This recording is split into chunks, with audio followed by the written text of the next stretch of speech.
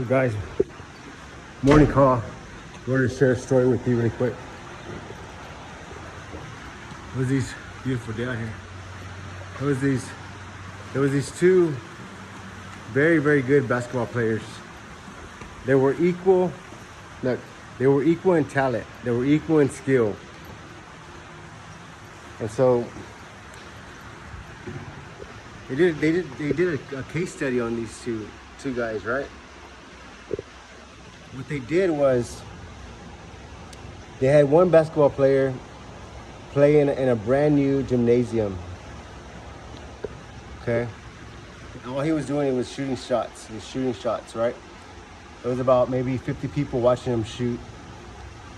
And then the next day, the same people went to go watch another guy, the other guy, go shoot baskets. But the other gym was an older gym. And so it didn't really have the new LED lights. It didn't have, the fresh varnished floor. It didn't have the new bleachers. It was an older place, Maybe it had those wooden bleachers. And they both shot, for about an hour, just shooting, right? Next day, they brought all the people in. And they asked the people, we need to know who's the better athlete. Who is the better performer? And what they did was they said the guy that we first saw at the new gym is actually better than this other guy. And so the point of the story is that people will judge you, or people will label you without knowing who you really are, without knowing like this true story of who you are, what your true skill level is, what your talent is, what education you have, what relationships you have, what connections you have. They have a narrow vision to label people. And a lot of times as humans, as individuals, as people, we tend to accept those labels as reality. There's some deep shit here. Because just think about if you've had a bad day, or if you just suffered like a big failure, you suffered a big loss, something crazy where you're just very vulnerable. You're just very, man, I can't get this, man. And you stumble across someone that instantly labels you. Oh man, you're never gonna do that, man. You're not as good as this guy, dude. They're gonna be like, oh, you're not as good as them. You can't accomplish those things because you're not as good, right? And we let those labels stick. People let those labels stick. And there's been people that have allowed labels to stick from when they were in like elementary school, middle school, high school. And this is a true story.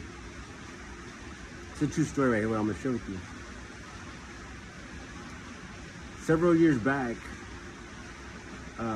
my son got called into the office, and I went to go talk to the principal.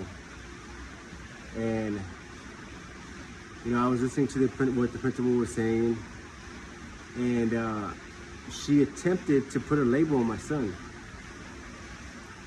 And I said, hold on real quick. I said, what authority do you have to label people? And she says, well, what do I mean? I said, have you actually studied him? Have you actually did a personal analysis test? Have you challenged his thinking? Have you did any studies on him? Like, how are you able to label someone just by a 2-minute conversation? And so she says, well,